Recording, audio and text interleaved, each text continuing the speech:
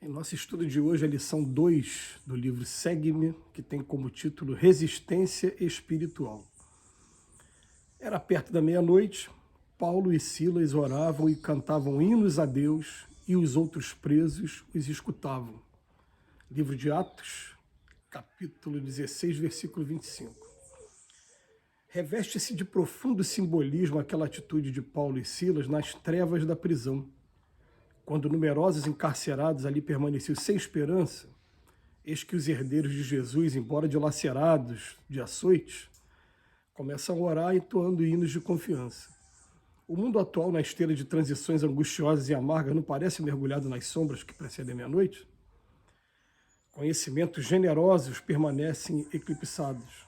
Noções de justiça e direito, programas de paz e tratados de assistência mútua são relegados a plano do esquecimento. Animais furiosos aproveitam a treva para evadirem-se dos recônditos caninhos da alma humana, onde permaneceu guardado pela cobertura da civilização, e tentam dominar as criaturas empregando terror, perseguição e violência.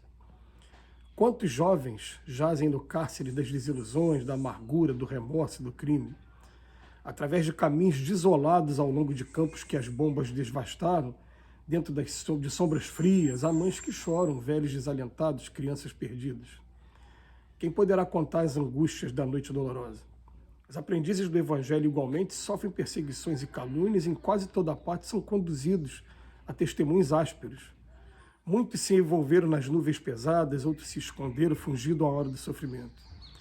Mas os discípulos fiéis, esses suportam ainda açoites e pedradas, e não obstante as trevas insondáveis da meia-noite da civilização, oram nos santuários do Espírito Eterno e cantam cânticos de esperança, alentando os companheiros. Enquanto raras almas sabem perceber os primeiros rubores da alvarada, em virtude da sombra extensa, recordemos os devotados obreiros do Mestre e busquemos na prece ativa o refúgio consolador. Se o mundo experimenta a tempestade, procuremos a oração e o trabalho, a fé e o otimismo, porque outro dia glorioso está a nascer e em Jesus Cristo repousa a nossa resistência espiritual. O texto de hoje nos convida a refletir sobre os momentos de crise aguda em que a gente passa aqui na Terra. A gente passa momentos de crise? Passa. Mas quando Emmanuel pega um texto em que Paulo e Silas, após terem sido açoitados, e a gente, pelos relatos bíblicos, a gente sabe que os açoites daquela época não eram açoites quaisquer. Eram açoites para dilacerar mesmo, para acabar com a saúde da pessoa. E eles estão atirados numa prisão que, pelos relatos históricos, eram prisões que a grande maioria das pessoas não saíam vivos. Aliás, a regra era não sair vivo. Excepcionalmente, a gente vai encontrar a história como a de José, no Velho Testamento, que foi perdoado pelo faraó por ter feito a leitura dos sonhos do faraó, e alguns outros casos aí relatados também no livro do Atos dos Apóstolos, não só com Paulo, mas também com Pedro, com outros apóstolos. Mas a verdade é que a prisão naquela época era uma prisão desumana. Se a gente começa a ver a prisão de hoje, fazer comparação com a época, melhorou bastante, embora a gente ainda ache que precisa de muitas melhoras, né? Mas ele está convidando a gente para o seguinte: nos momentos de maior aflição, o que Paulo e Silas estavam fazendo? Estavam buscando na música, entoando hinos, e nas orações, como diz Emmanuel aqui no final do texto, na oração ativa, na prece ativa. Porque nesse momento não tem nem como você fazer prece de qualquer maneira, né? A prece tem que ser, ela vai ser ativa. Mas eu lendo esse texto, eu fiquei lembrando que tem algumas pessoas que falam assim: brasileiro tem mania de fazer piada para tudo. E a gente tem que lembrar, quando eu fizer esse comentário, que por trás dessas piadas que o brasileiro faz, existem gritos de socorro. E gritos mesmo, lancinantes de socorro, muitas vezes.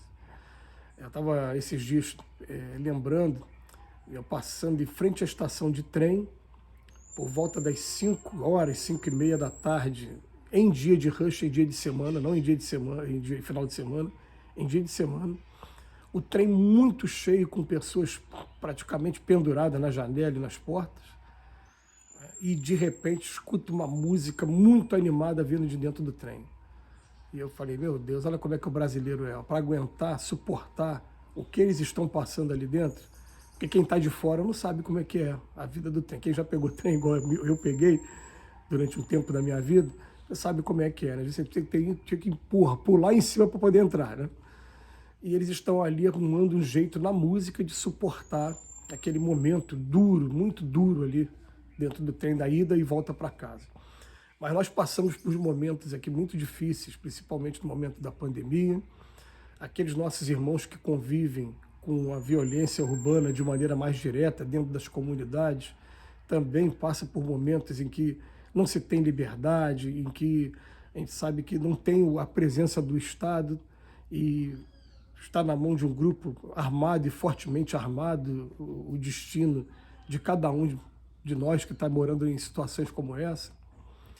A gente não precisa ir muito longe, mas vale a pena a gente fazer referência à guerra que está acontecendo entre a Rússia e a Ucrânia nesse momento, que, num primeiro momento, proibiu homens entre 18 e 60 anos de saírem do país, sob pena de deserção, enfim.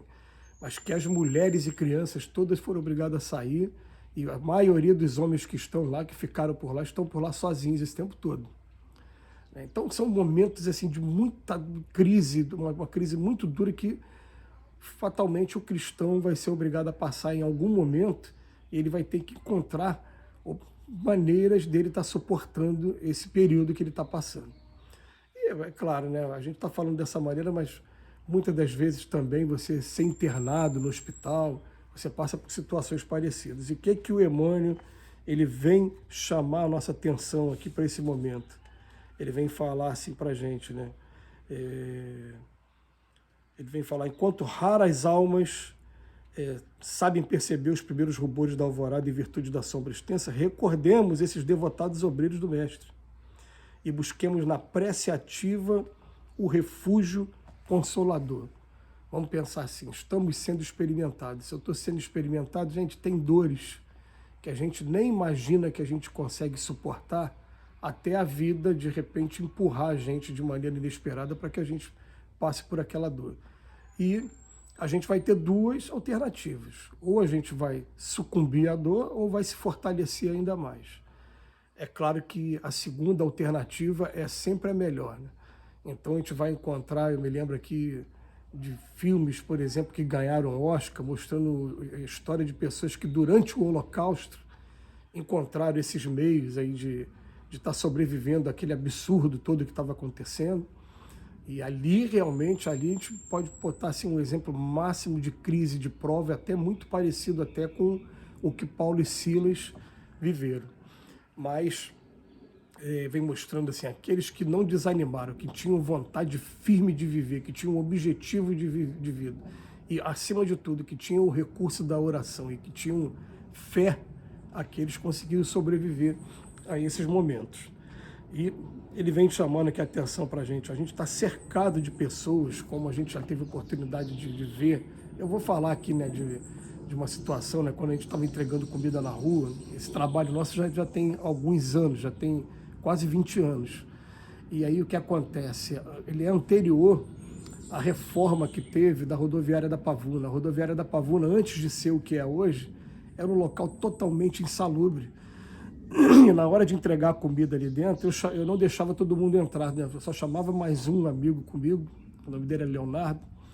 Então só íamos eu e Leonardo para entregar comida lá dentro. E quando a gente via, chegava lá dentro, a gente via esse cenário aqui que ele está falando.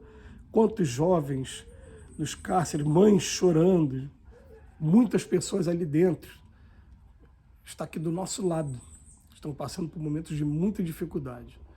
E estão sobrevivendo, muitos deles, porque têm fé e porque têm oração. Mas também estão esperando que mãos amigas possam estar a qualquer momento modificando esse cenário. Mas não importa o tamanho da dificuldade, o que importa é o teste que a gente está passando da nossa fé, e nesse momento a gente buscar em Deus, buscar nesses espíritos amigos a força para a gente superar, e nós vamos superar, todos nós.